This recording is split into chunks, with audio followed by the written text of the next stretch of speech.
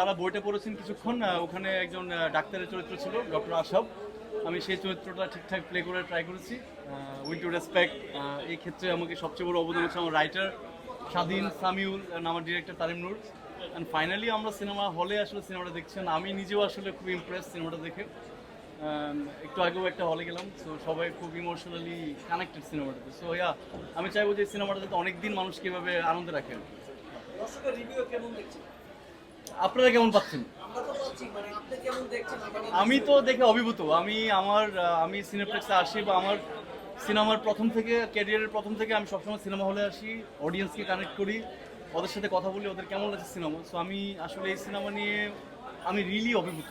ওরা আসলে অনেক ইমপ্রেস, ওরা আসলে ফ্যামিলি ড্রামাটাকে কানেক্ট করছে এবং আমার মনে হয় যে এখন যে কথাবার্তা চলছে বাকি কাজটা ওরাই করছে। হ্যাঁ, রাজ ভাই একটু জানতে চাইবো আপনার বিগত সিনেমা থেকে এটার ভিতরে পার্থক্যটা কি? কেন সিনেমাটা এই সিনেমাটা প্রথমত এক্সপ্রেস কেন? এই ধরনের কারণ আছে, কারণ লাস্ট ঈদে আমার সবচেয়ে বড় অডিয়েন্স হচ্ছে আমার আব্বু আম্মু, যারা সিনেমা খুব ভালো করে দেখেন এবং বুঝেন ইনফ্যাক্ট।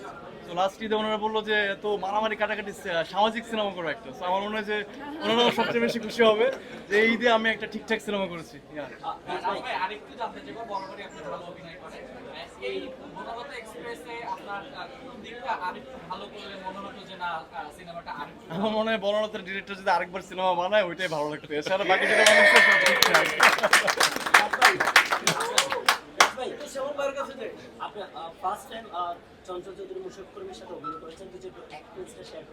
আচ্ছা, আমি ওদের প্রথমত হচ্ছে ওদের দুজনের সাথেই, ওরা বাংলাদেশের সবচেয়ে লিজেন্ডারি অ্যাক্টর। ওদের সাথে প্রথম আমার কাজ হয়নি, এর আগে 2-3বার ওদের সাথে আমার কাজ হয়েছে, দেখা হয়েছে। ওরা গ্রেট, ওদের সান্নিধ্যে থাকা, ওদের কাছাকাছি থাকা, এটা অ্যাক্টর, যে কোনো অ্যাক্টরের জন্য অনেক বড় পাওয়া। তো আমি বলবো যে হ্যাঁ, বারবার ওদেরকে পাচ্ছি, বিভিন্ন সিনেমায় পাচ্ছি, বিভিন্নভাবে পাচ্ছি। I am really happy to see them. Mosharraf Karim ভাইয়ের একটা এই সিনেমার গানের একটা ডায়লগ ভাইরাল হচ্ছে, ডায়লগটা আপনার মুখে একটু শুনতে চাচ্ছি। মোশাররফ ভাইকে ফোন দিয়ে নিয়ে আসছি। না না, আপনার মুখে না মোশাররফ ভাই আসবে, যার ডায়লগ তার মুখ থেকে শুনলে খুব আরাম না। দিবে। আমি ওটা খাইতে কিভাবে বলবো যেটা খাইতে বলছে মোশাররফ ভাই? আমরা বিগত দিনেও দেখেছি কিন্তু মোশাররফ ভাই ছিলেন না, তো সেই ক্ষেত্রে কিন্তু আপনি একটু বলতে পারবেন। আমি নিজে মোশাররফ ভাইকে মিস করেছি। আপনাদের যে সমালোচক যারা আছে তাদেরকে যদি একটু বলতেন। আমি নিজে পার্সোনালি মোশাররফ ভাইকে প্রতিবার সিনেমা হলে মিস করি। উনি দারুণ, আমার মনে হয় যে ওনাকে দেখা।